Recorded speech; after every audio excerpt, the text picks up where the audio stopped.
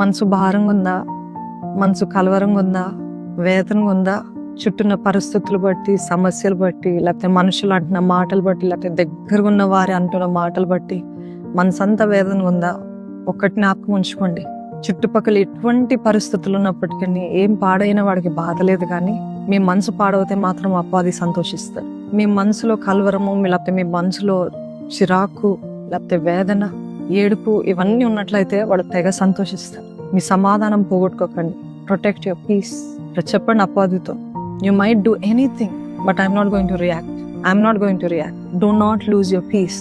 మీ సమాధానం పాడు చేయడానికి వాడు పన్నాగాలు, వాడు ప్రయత్నాలు, వాడు తంత్రాలు.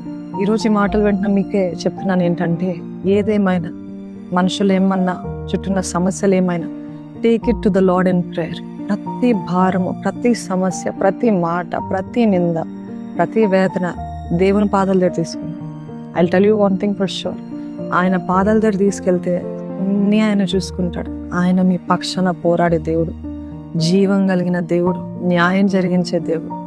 You do not have to react. మీ మనసు, మీ సమాధానాన్ని ఎట్టి పరిస్థితుల్లో పాడవకుండా చూసుకోండి. దేవుడు చెప్తున్న మాట ఇదే. This might be a timely word for you.